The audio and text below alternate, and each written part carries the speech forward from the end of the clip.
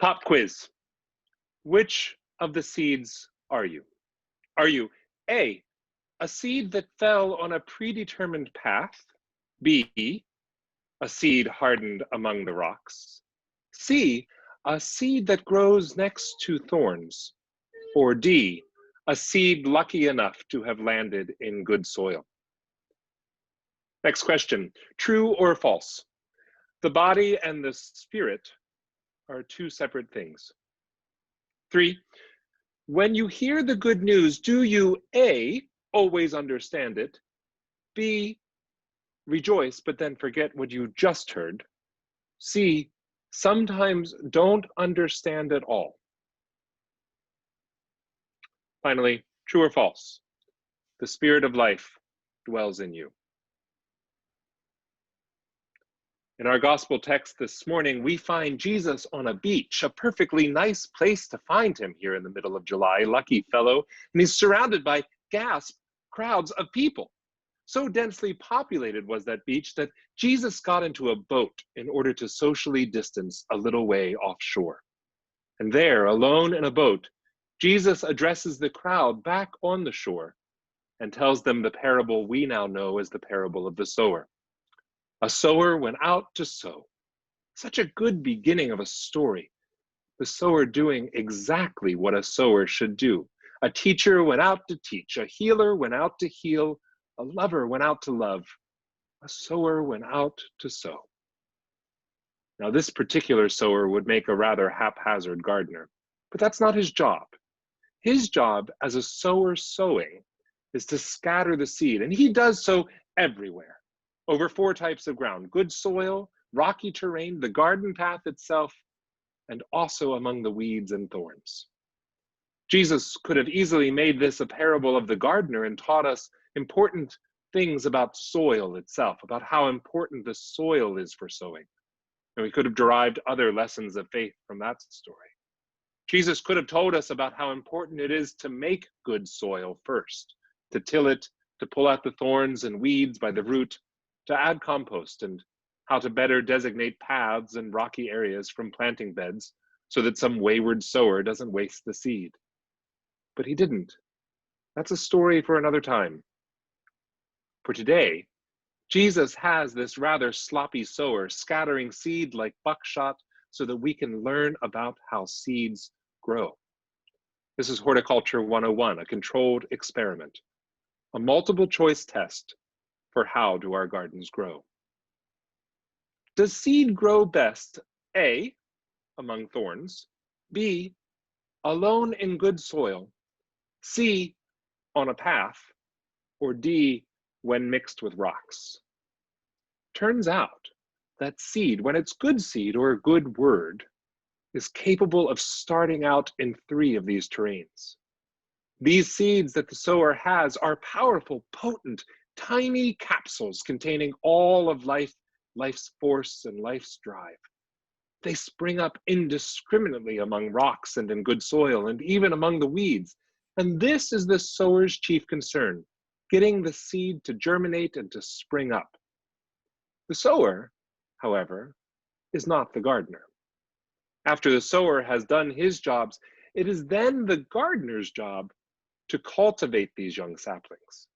And it is the gardener who might do some transplanting, perhaps from rocky soil to good soil.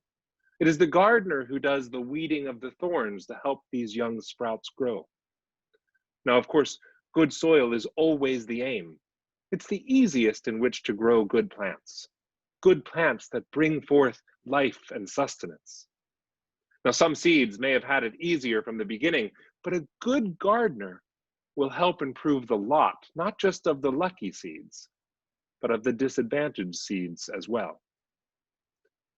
Our friend Paul, the epistle writer, has his own ideas about what constitutes good soil and where the thorns may be. Paul is a very complex writer, the first Christian theologian, and a complicated person. He never rests. He's constantly on the go and he's always writing. It is unlikely that Paul ever stood still long enough to watch a seed grow to yield its fruit. As modern day New Yorkers, we get Paul. juggling too many things, racing from one meeting to the next, trying to get as much into a day as possible, while writing emails from subway cars and texts to family members while pulled over on city bikes. It took Paul's imprisonment in order for him to slow down long enough to write his most famous letter, the one to the Romans we heard part of today. It's taken our own quarantine to notice some of the smaller things in our own lives as well. The window box outside my kitchen that I filled with organic, which is code for good, soil last month and then scattered 4 types of seed over it, has sprung to life with herbs that I can harvest rather than purchase. I venture to say that we are all noticing the smaller parts of life that we usually skip right over. It's easy to wax poetic and speak of this quarantine time as a return to nature and to perhaps more natural rhythms. Cooking more or all of our own food, growing herbs or larger vegetables, noticing how our city works well, better even, with fewer cars, and how the cultivation of children is harder when doing it all alone, rather than with the physical presence of teachers and coaches and youth pastors and all the others we rely upon to help grow the most important young seeds we know. Like Paul, we have had time to examine the more nuanced side of our lives and our life choices. Do we A, set our minds on worldly matters, B, on spiritual matters, C, both of the above, or D, none of the above? Paul's recipe for good soil is putting your mind on spiritual matters, which seems a logical place for a theologian to suggest. I wonder, though, about these spiritual joys at the expense of corporeal or fleshly joys. While I am certainly concerned about the thorns of this world choking good plants, I am also concerned about purely spiritual joy withering and dying because of a failure to attend the body and the needs of this physical life as well. Paul gives us many binaries, and in many places, he also does a good job destroying them, but all of them have their problems. It might be easy to say, like Paul, that spirit is good and flesh is bad. Concerns for God are good, but concerns for what the human body wants are bad.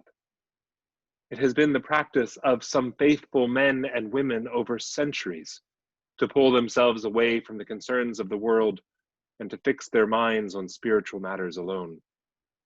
It has also been the ease of privileged bodies, the ones who don't have to worry about their body's safety, or if their longings are misbegotten, or pre-existing health conditions, that can say to other bodies, the ones more at risk, or who want something different, to not worry about bodily concerns. This concern about spirit only is an elitist game, a sowing of faithful seeds that does not yield 100-fold because so few of us can actually do it. And yet Paul suggests a one-size-fits-all model.